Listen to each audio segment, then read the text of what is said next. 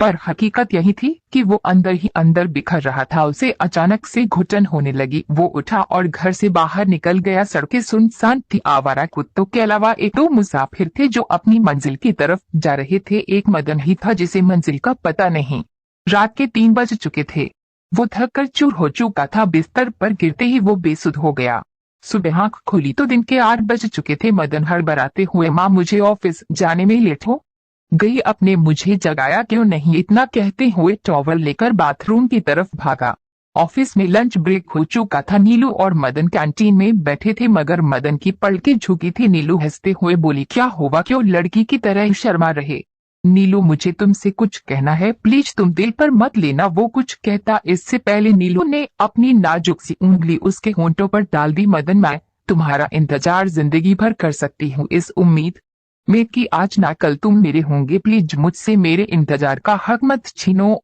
मैं चाहकर भी कुछ बोल नहीं पाया। वक्त गुजरता गया। परी के लिए कोई ना कोई रिश्ता आता रहा।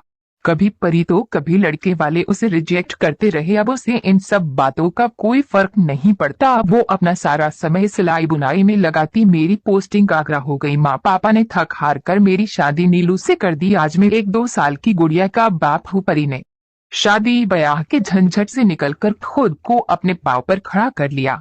परी को सिलाई कढ़ाई आती थी। उसने खुद का बुटीक खोल लिया। परी का नीलू से बनता था। परी ने नीलू से काम चलाओ पढ़ाई भी सीख ली। सब अच्छा चल रहा था पर कहीं ना कहीं माँ को परी का अकेलापन खाए जा रहा था। और मुझे भी मैं जितनी कोशिश कर सकता था करा, पर रिजल्ट 0। अब समझौते वाले रिश्ते आ रहे थे। किसी का डाइवोर्स तो किसी की बीबी, जिसके लिए परी बिल्कुल राजी नहीं थी। संडे का दिन था। सब फुर्सत में थे।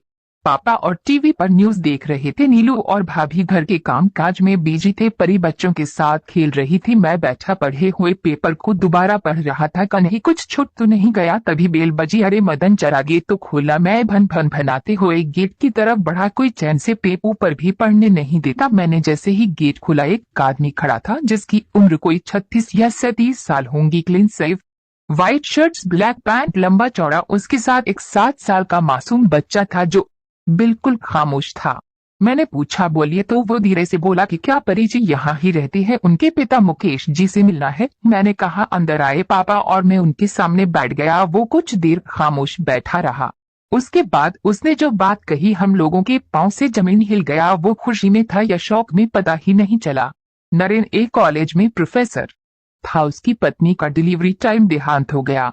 उसके 2 बच्चे हैं, एक 7 साल का बेटा चिंटू, 1 साल की बेटी नाइला। दोनों की मुलाकात अक्सर पार्क में होती। जब दोनों बच्चे को घुमाने के लिए निकलते, धीरे धीरे दोनों में बातचीत होने लगी। नजदीकियां कब प्यार में बदली पता ही नहीं चला। परी को उनके बच्चों से बहुत प्यार है और उन्हें लगता है परी एक पत्नी के साथ साथ एक अच्छी माँ भी बन सकती है। सब खामोशी से बात सुन रहे थे। जब नीलू ने परी की तरफ देखा तो वो नजरें नीचे कहीं मुस्कुरा दी। कहीं ना कहीं माँ को उनके 2 बच्चों की बात खटक रही थी। पर मैंने और नीलू ने उन्हें समझाया तो वो समझ गई, क्योंकि बात यहाँ समझौते की नहीं, परी के प्यार की थी।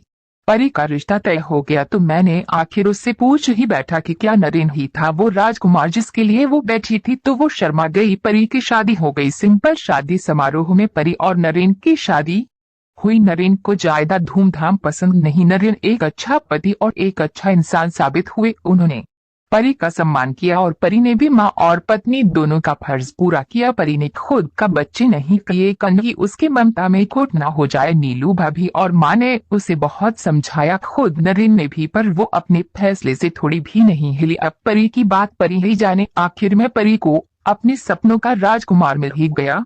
बहुत लोगों ने इस रिश्ते को समझौते से देखा, पर हकीकत तो यही है, जिससे प्यार होता है उसकी उम्र रंग से कोई फर्क